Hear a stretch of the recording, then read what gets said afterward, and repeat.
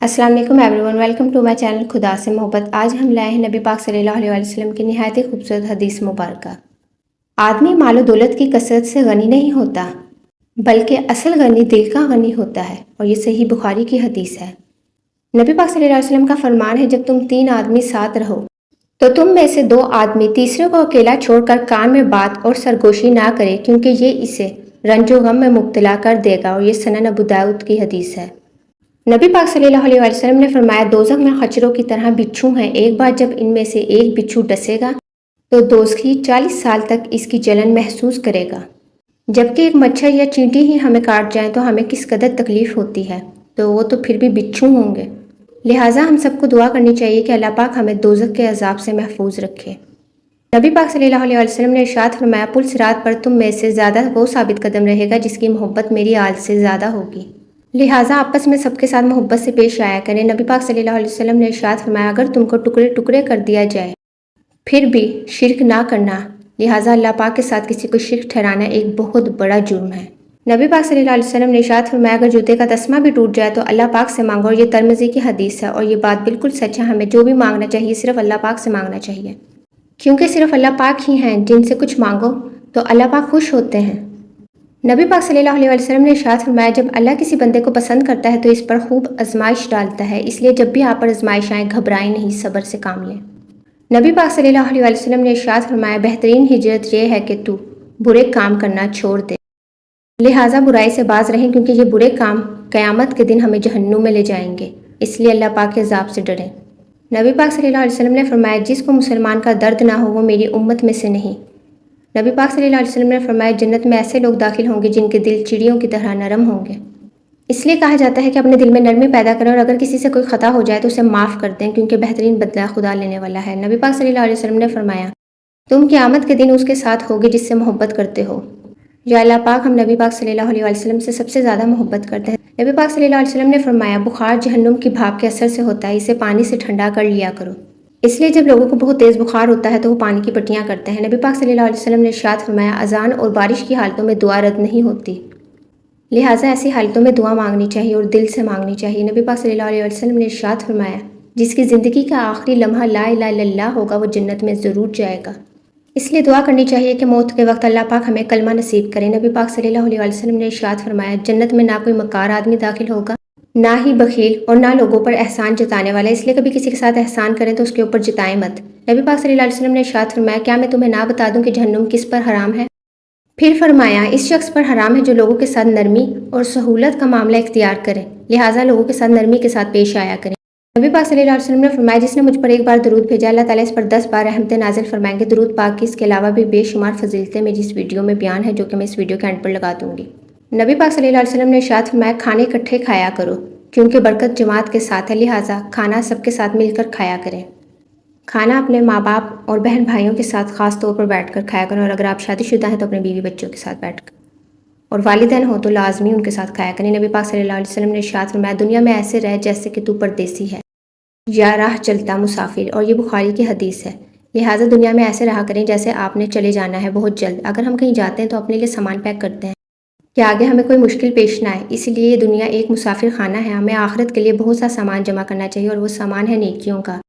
اچھے کام کریں تاکہ آخرت میں آپ کے کام ہے۔ نبی پاک صلی اللہ علیہ وسلم نے ارشاد فرمایا، بے شک آدمی گناہوں کی وجہ سے رزق سے محروم کر دیا جاتا ہے، لہٰذا جب رزق میں تنگی محسوس ہو تو اپنے گناہوں سے توبہ کیا کریں۔ نبی پاک صلی اللہ علیہ وسلم نے فرمایا، آسانی پیدا کرو، تنگی نہ پیدا کرو، لوگوں کو تسلی دو، نفرت نہ دلاؤ، دوسروں کے لیے آسانی پیدا کیا کریں۔ نبی پاک صلی اللہ علیہ وسلم نے ارشاد فرمایا، سخت دل آدمی اللہ سے بہت دور رہتا ہے، لہٰذا دل کی نرمی رکھیں، اپنے دل کو نرم رکھیں، ہر وقت ایسے مت رہیں جیسے کہ آپ کوئی پتھر ہیں، انسان بنیں۔ نبی پاک صلی اللہ علیہ وسلم نے ارشاد فرمایا، جنت والے ہر جمعے کے روز اللہ پاک سے ملاقات کریں گے، سبحان اللہ، اور یہ ترمذی شریف کی حدیث ہے۔ نبی پاک صلی اللہ علیہ وسلم نے فرمایا، نظر بد کی اللہ سے پناہ مانگو، کیونکہ اس کا اثر ہوتا ہے، لہٰذا ہمیشہ گھر سے باہر نکلتے وقت یا گھر میں آ کر صبح رات کو بس اللہ پاک سے یہ ضرور دعا کیا کریں کہ یا اللہ پاک ہمیں لوگوں کی بری نظروں سے محفوظ رکھنا۔